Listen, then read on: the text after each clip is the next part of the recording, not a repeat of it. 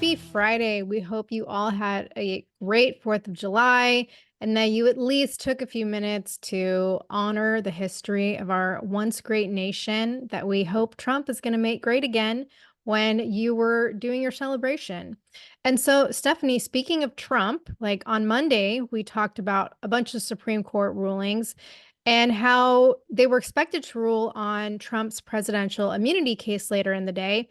And indeed, they did. And we didn't cover this on Wednesday because we had released a pre recorded episode. But in case you haven't heard about it, the Supreme Court ruled that ex presidents do have significant immunity protection from prosecution for official acts committed while in office.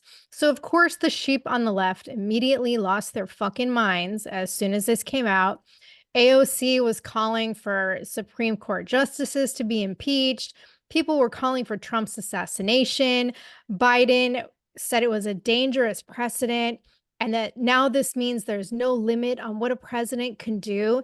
And then he claimed that the character of a president will now have to define the limits of the office's power since there's no longer law in place to do it.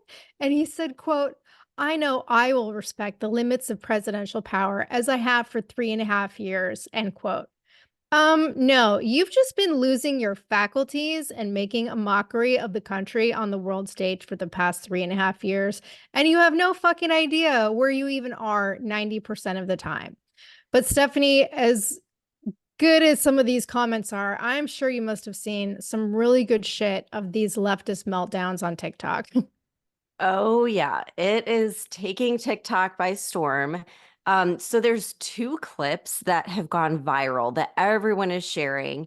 So I'm going to play them both. The first one is from Leah Delaria, and she played Big Boo on Orange is the New Black. Did you ever watch that show? I didn't.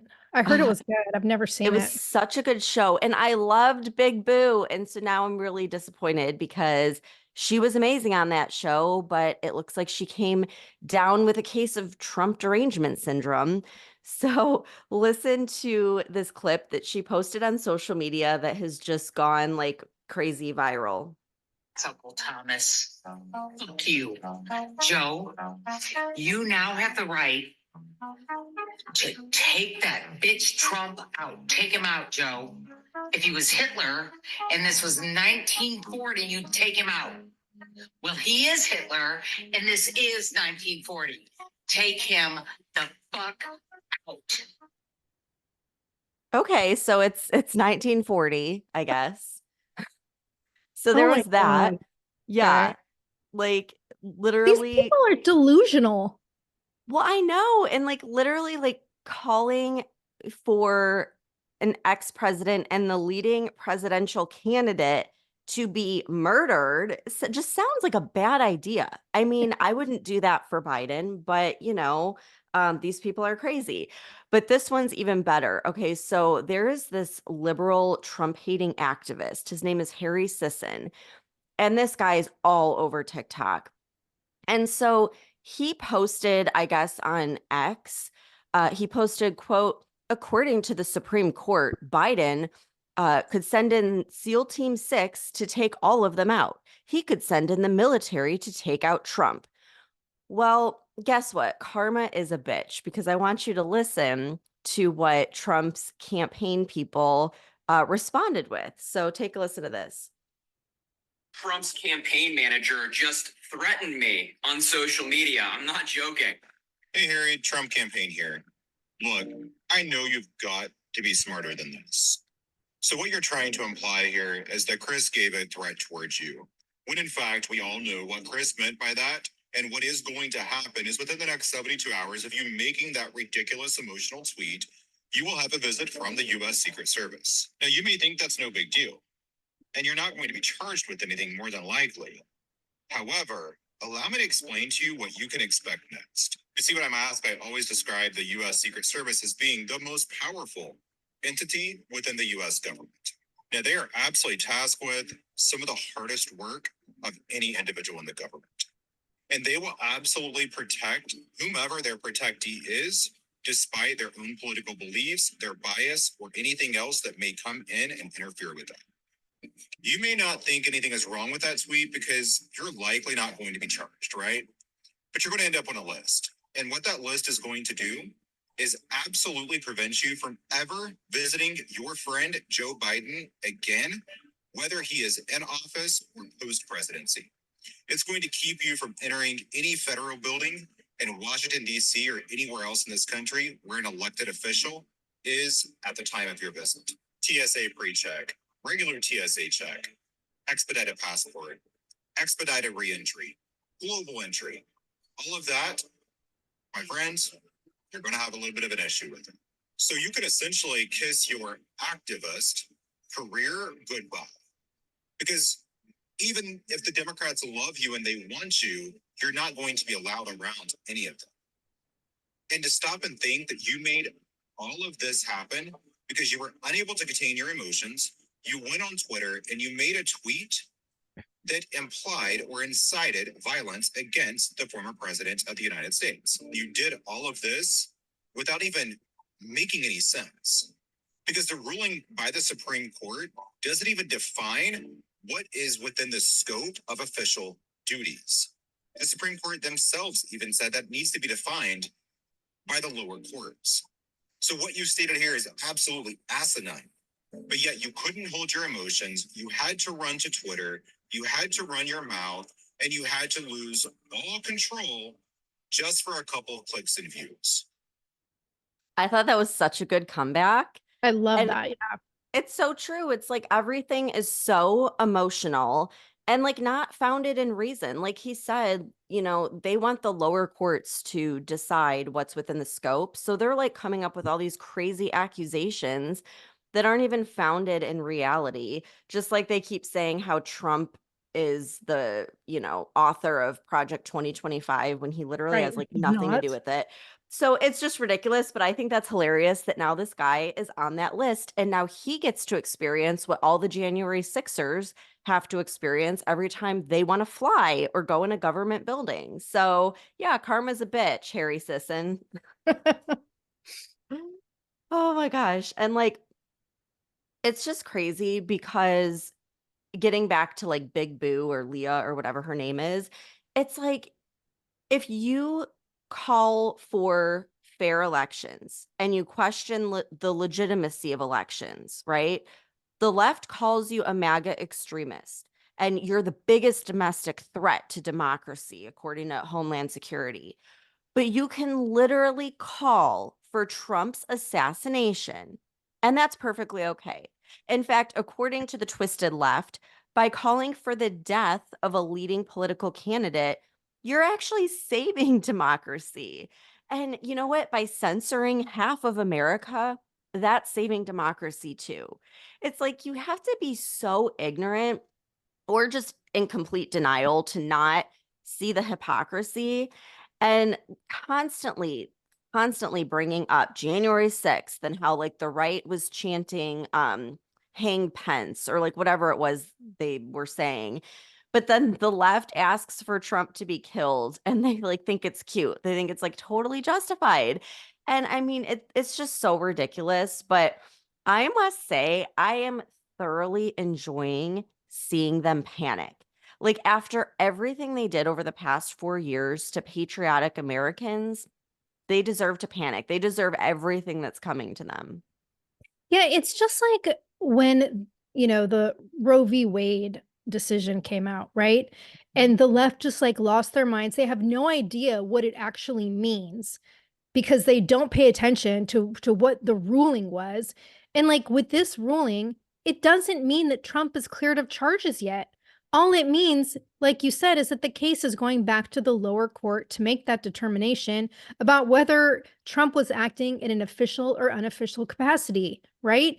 And so I want to read out what Chief Justice John Roberts wrote because he said, quote, "The president enjoys no immunity for his unofficial acts, and not everything the president does is official.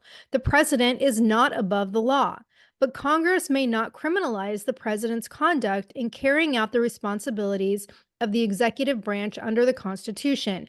The president, therefore, may not be prosecuted for exercising his core constitutional powers, and he is entitled, at a minimum, to a presumptive immunity from prosecution for all his official acts. That immunity applies to all occupants of the Oval Office, regardless of politics, policy, or party, end quote. So this is a pretty fair ruling, and it doesn't have the potential to just protect Trump. Like, this can be applied to Biden as well. And so now the lower courts are going to have to hold hearings and decide whether or not these charges against Trump were based on official acts while he was president or not. And from what I read, it's predicted that like the decision's not even going to be reached until after the election, right? But I question, like, with the way the Biden admin is so desperately trying to hold on to power at this point, like, I wouldn't be surprised if the court and the jurors are coerced into like acting on this before the election so that they can put Trump in prison. Oh, I'm sure they're going to get really desperate at this point. I was listening to a bunch of podcasts on my ride home from the LGBTQ headquarters. I mean, Disney World.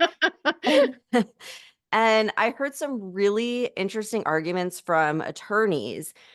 And they were saying that they believe that this will give Trump immunity in terms of like the election interference charges that had to do with like January 6th. And it was a really interesting argument because they were saying that Trump speaking to that massive crowd on January 6th and asking Congress to like hold off on certifying the election was technically an official act. And when you're president and you're speaking to the people about wrongdoing in the country and you're asking Congress to fix it, that's an official act. And if it's not considered an official act, then the president going down the street to give the State of the Union speech, asking Congress to act and calling half of the country extremists wouldn't be considered official either. Yeah. So it has to be one or the other. Like you can't have it both ways. And if the left wants to play stupid games, then they're going to win stupid prizes because just like you said, Tara, this is going to apply to the left and the right. And I don't know if you can tell, but like I actually feel really optimistic with all of these rulings and with everything that's happening and like post the debate. I feel like the gig is up. Like the left is done. And I do believe that good wins in the end. And I feel like all the things that the left and the media did is crystal clear. I think everyone can see it now.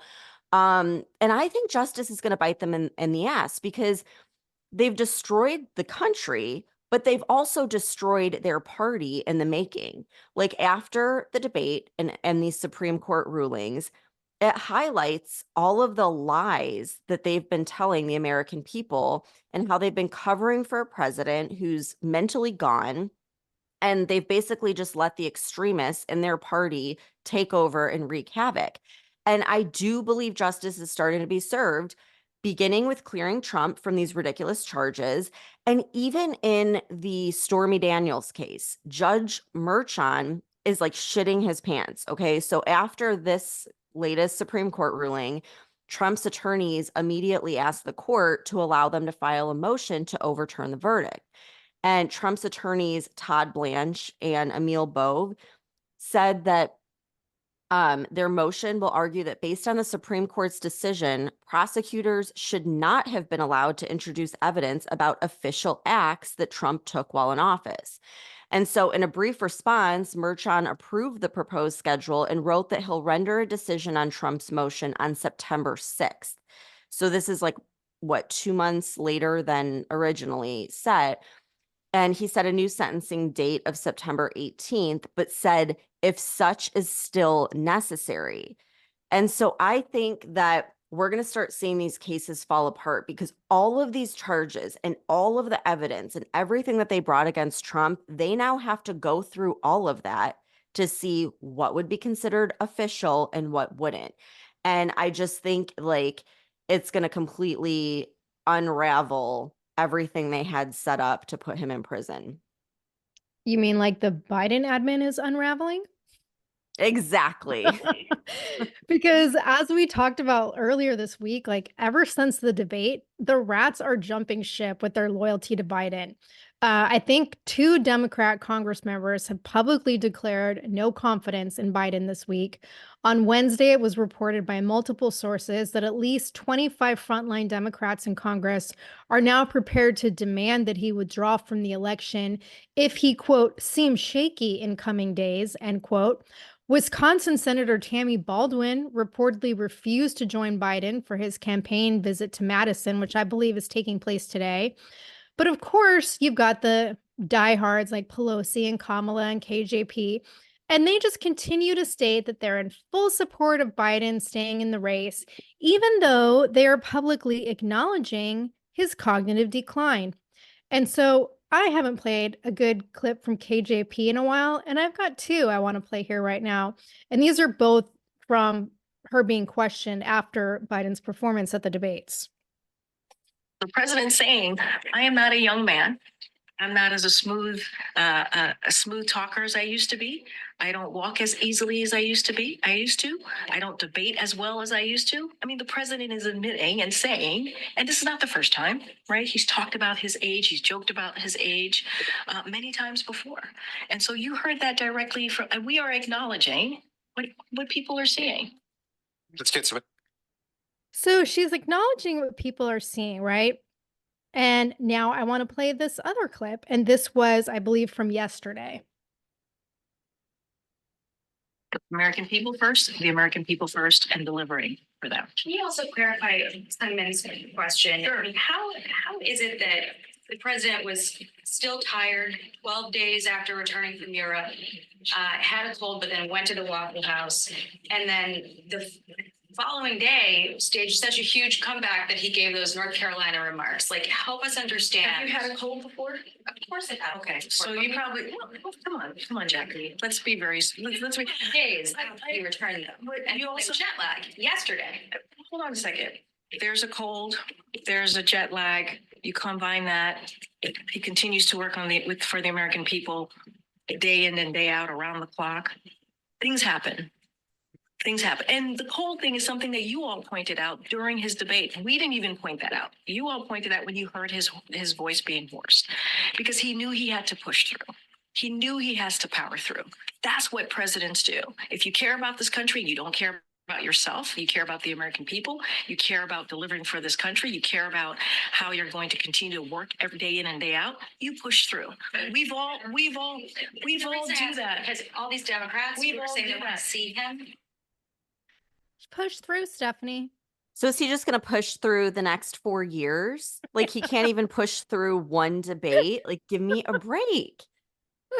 Well, have you noticed that since the debate, like, he hasn't taken any press questions at any of his campaign stops this week? All he does is read his pre-recorded script from the teleprompter, which he can't even do correctly because he's reading it wrong and he's still fucking making mistakes. Yep. Oh, I know. I heard him say like end of quote or something.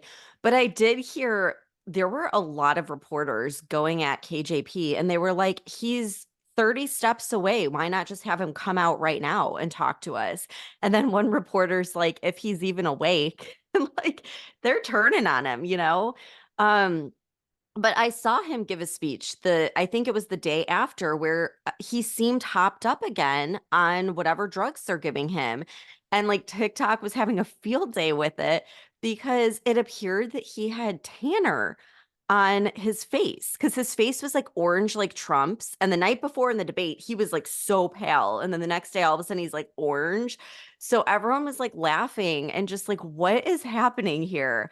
And I mean, I think if they really believe that a spray tan and Adderall is going to change the public's opinion, like they're sadly mistaken. I mean, he's done. He's done and they don't want to admit it. And I just saw a quote right before we got on where Biden supposedly told someone they're not going to push me out. So he's going to cling on.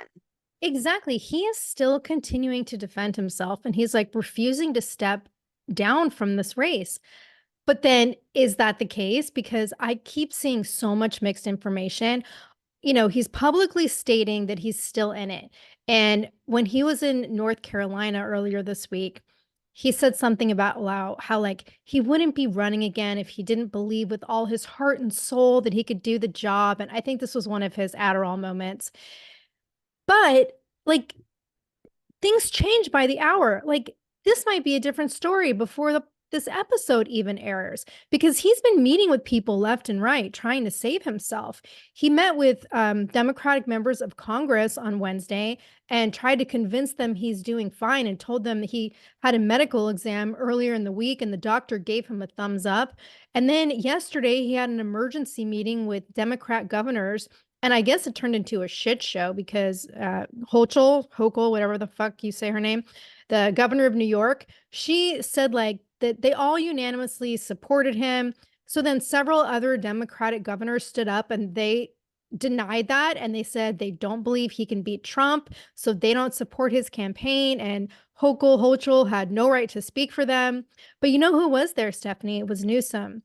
And what did he say? Afterwards, he posted on X and he said, quote, I heard 3 words from the president tonight. He's all in, and so am I, end quote. Yeah, we bet you're all in, right? But then even before this meeting, earlier in the week, Biden has been like just on a run to meet with everybody. He had conversations with Pelosi, with Senate Majority Leader Chuck Schumer, House Minority Leader Hakeem Jeffries, Senator Chris Coons, Rep. Jim Clyburn. Like he's trying to get all these people to stick with him. But then I read a Daily Wire article on Wednesday saying that Biden had informed a quote key ally that he's thinking about dropping out of the race. And then ABC News reported that Biden privately told 2 people close to him that he's keeping an open mind about his path forward, and his decision will depend on how he's received the rest of the week during these scheduled campaign events in Wisconsin and Pennsylvania. And of course, the White House is like adamantly denying all of this. They're saying he has no plans to step down or step aside. But that last clip I played from KJP, this all came about because of his latest excuse for why his performance was so bad at the debate. And he was at a campaign event in Virginia on Tuesday, and he said, quote, the fact is that I wasn't very smart. I decided to travel around the world a couple times, going through around 100 time zones before the debate. I don't know how many time zones. For real, I think it's 15 time zones. I didn't listen to my staff and came back and nearly fell asleep on stage. That's no excuse, but it is an explanation, end quote. Like, didn't the White House say you had a cold? And so, like that reporter said, was it a cold? Was it jet lag? How about neither of the above? Because once again, Lion Biden was caught telling fibs. He did not just come back from traveling the world a couple times during 100 time zones or 15 time zones or even 2 fucking time zones. He was at the G7 conference. Earlier in the month, he came back on June 15th from Europe. The debate was 2 weeks later on the 27th. He had no problem attending this fancy Hollywood fundraising event the week after he got back from Europe. That reporter mentioned he went to some kind of diner or something. We know he was at Camp David for a week rehearsing the debate. From everything, an a entire week. week Yes, rehearsing that shit show that he performed. Like it's I know unbelievable. it is. And from what I read, like he rested a lot. Like he didn't start debate prep until 11 a.m. every day. He took naps every afternoon. And I was reading an article in The Blaze. The managing editor of townhall.com, Spencer Brown, he said, quote, if he can't recover from a trip to Europe in a week in these easy conditions, he just can't be president, which is the fucking truth. And by the way, like speaking of his trip to Europe for the G7 conference, all these world leaders who were at the conference, they're fucking coming out now and expressing their supposed shock at Biden's cognitive decline. And it's like, we talked a few weeks ago when he was at the conference about how he got distracted by a skydiver and like wandered away from the other G7 leaders and had to be brought back to the group. But now the gloves are off and like European officials are speaking out. On Wednesday, the New York Post reported that an unnamed senior European official said Biden seemed out of it at the conference, that he appeared less physically robust than he'd seen Biden the previous fall. And again, the previous fall was when he was like literally falling down the stairs of Air Force One and falling off his bicycle. So I don't know how robust he was at the time. But this same official said it was challenging to start a conversation with Biden. And then the other leaders there apparently discussed Biden's condition privately among themselves and like made a point to slow their pace when they were walking together to avoid embarrassing him. And when he was awkward or like fucking up in front of the camera, they quote closed ranks to like shield him from the cameras and give him time to get his shit together. And when asked whether Biden could go toe to toe with the US adversary like Putin, multiple former senior European officials bluntly said no. Well, I would have to think that they're shitting their pants right now because they're going to be the target of Putin if we're in World War III. They're right next door. I No, mean, they have to they're be wanting. they're shitting their pants more about the loss of democracy if Trump Yeah, gets in right. office. The right taking over. But like this is what is so maddening. Like they're all acting like the debate was just a bad night and we've been discussing this for years, okay? Like years this guy has been in just decline and he's been fumbling and falling. And anyone that hasn't seen it until now is either in denial or a fucking idiot. Like let's just call it what it is, you know? Yeah, I'm sorry, like this shock and awe of like, wow, we had no idea he was so bad.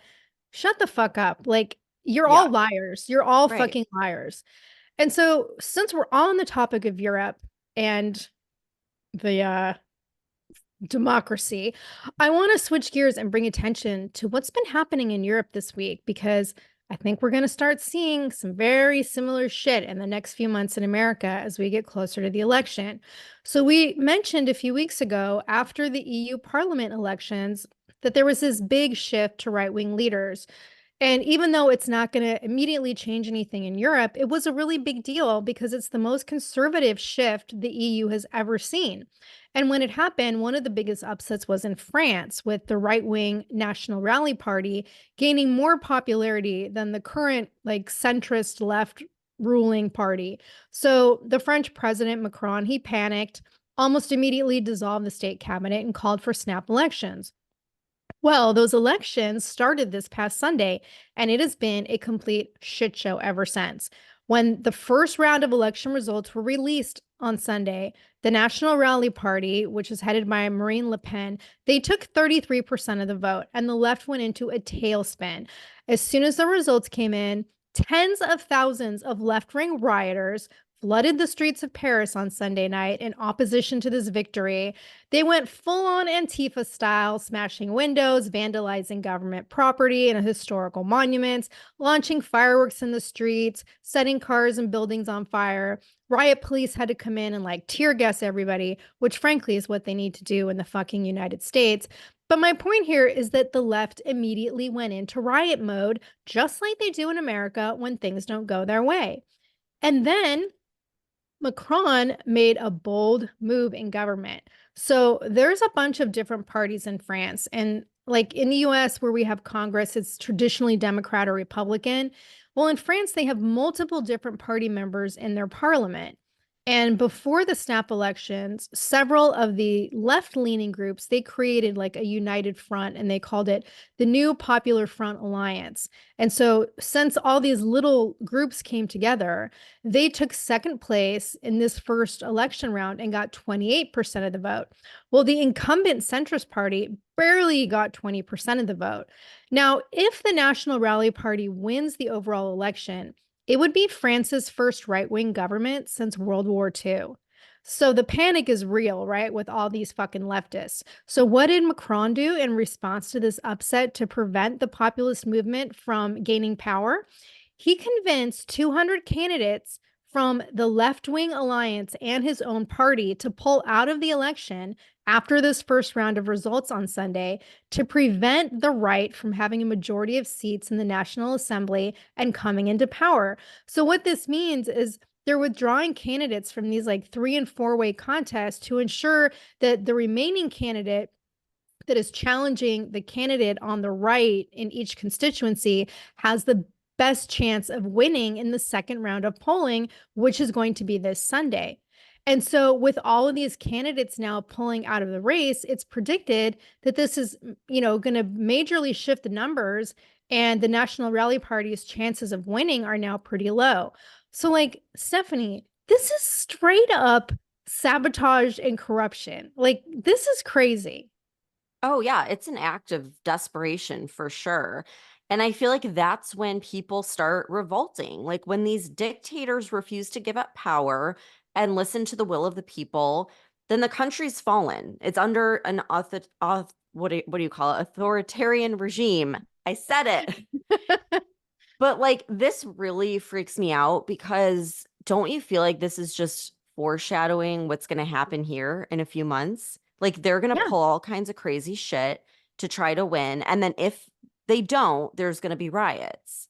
Yeah, exactly. There's either they're going to have some kind of riot beforehand or the pandemic. It's like we see every time. It's going to Yeah. be a pandemic, war, or some kind of riots so Or that all we of the above. or all the above, so that, we don't have an election, or we will have an election. And if Trump wins, then we're going to have riots for weeks, and he's not going to be in power yet. So Biden will still be in power, even if Trump wins for another few months. So, like, we're just fucked either way, because I don't see even the MAGA extremists or conservatives rioting if the election is stolen, because No, I'm because sorry. they have too much to lose. Yeah, It's exactly. responsible, hardworking, middle class Americans. Yeah, and they'll all be rounded up by the Biden admin Hmm. as, terrorists. So, speaking of, I want to shift away from Europe and back to the US and bring up something else that happened this week because it's just more evidence of corruption in the DOJ. So, an article came out in Just the News yesterday. There's an FBI supervisor who just became a whistleblower, and apparently he's a Democrat. And his name is being redacted from this case right now because it's fresh. And he came forward on Tuesday alleging that the FBI has been improperly suspending or revoking security clearances of agents who have conservative political views. And he apparently was in charge of security clearance reviews for all of the FBI employees on the East Coast. And he's alleging that other agents that were involved in the process had the same concerns that he does, that FBI leadership has been applying like a political litmus test for employee top secret clearance approval. And he gave one example, which was this whistleblower was assigned to a supervisory role over the case of another FBI whistleblower, and his name was Marcus Allen. And he was being investigated by the security division over concerns about his hesitancy to, quote, attest to his current vaccination status, end quote. And so when it was determined during the investigation that Allen had not violated any guidelines, higher ranking officials pushed for his security clearance to be revoked for questioning the January 6th prosecutions. And this was a legitimate case because reportedly the FBI reached a settlement agreement with Allen last month. They restored his security clearance and they paid him for 27 months of back pay and benefits that they had been withholding during his suspension. And so that was one case that this new whistleblower is alleging. And he's saying he and other agents voiced concerns about political bias taking place. And when they did, they were retaliated against and given transfers or suspensions. This guy was suspended. And in these new documents, which were sent to the House and Senate Judiciary Committees, as well as the DOJ Inspector General, the whistleblower is claiming he witnessed multiple efforts by senior FBI officials to target employees who supported Trump or who opposed COVID vaccines. And in a statement from his lawyer, Empower Oversight President Tristan Levitt, he said, quote, if an FBI employee fit a certain profile as a political conservative, they were viewed as security concerns and unworthy to work at the FBI, end quote. And again, this whistleblower is a Democrat, okay? And when I guess Just the News reached out to the FBI for comment on this new case, and of course, they've given no comment whatsoever. Okay, so earlier when we were saying like the Biden administration is unraveling, I think we're going to see a lot of this within the government over the next few months between now and the election, because I think the left is panicking. I think that they realize Trump's going to win. And when he gets in there, they're going to be fired or possibly even face charges for abusing their power now that, they're losing a lot of power due to the Chevron doctrine being overturned. And so I think they're all going to start panicking and turning on one another to try to like set themselves up for the potential of a Trump presidency. So I think this is like the beginning of a lot of this happening within these, alphabet agencies. Yeah, and I hope you're right. And so just to get everyone a little more riled up, I want to give a Friday fun fact because Oh this is boy. how this is how the Biden admin is spending your tax dollars, okay? So, a new analysis report released by Open the Books just came out on Wednesday, and I read this in the Daily Caller. And this new report, which is all about the White House financials, and it showed that Biden has spent nearly $225 million paying hundreds of White House staffers since the 2021 fiscal year. He has employed more staff during the 2024 fiscal year alone than any other administration since Nixon was in office in 1971. According to the report, Biden added 40,000 workers to the federal payroll during his first 3 years in office. And while most Americans, were suffering from inflation and economic problems, Biden gave his administration a 4.7% pay raise last year, which is the largest federal pay raise since the Carter administration in the 1960s. Many of these added staff members are, you guessed it, highly paid DEI employees. So payroll records show that the deputy assistant to the president for racial justice and equity, like, okay, makes 155,000 a year, and the director of global issues makes almost 170,000. The White House also employs 106 special assistants to the president. I can't even keep a straight Are those face. the people that like get him up from his naps and pump him up full of Adderall? Oh, I would not be surprised if they were. And we are paying $13.9 million for that in just the 2024 fiscal year. And on top of that, Biden is still paying pandemic response to staffers to the tune of $723,500 in salaries, even though the administration declared the pandemic was over in September of 2022. So while you're struggling to pay your mortgage or your rent or buy groceries for your family, I guess you can take comfort in the fact that the Biden admin's being well taken care of. I mean, my jaw hit the floor. It's just like COVID all over again. While the average American's suffering, they're all laughing like in their, luxury while no one can afford groceries. But I mean, I guess those are the people that are really running the country right now because we know it's not Joe Biden. And I mean, good God, if the guy needs 106 special assistants, like, don't you think though, for real, like that's who's running the country? Like, what are Probably. they doing? What are these assistants? They're either nursing home people or they're running the country for him. Like, unfreaking believable. Yeah. Wow. Good work, Tara. That you uncovered a mess. Oh my gosh. Well, like you said earlier, it's changing day to day, hour by hour. There's, it's going back and forth. Is he staying in the race? Is he not? So we're glued to this and going to keep everybody updated. Obviously on TikTok, like we can give updates quicker, but we'll be back here with another episode on Wednesday and Friday, and we'll let you know what's going on because it keeps changing. We'll stay on top of it.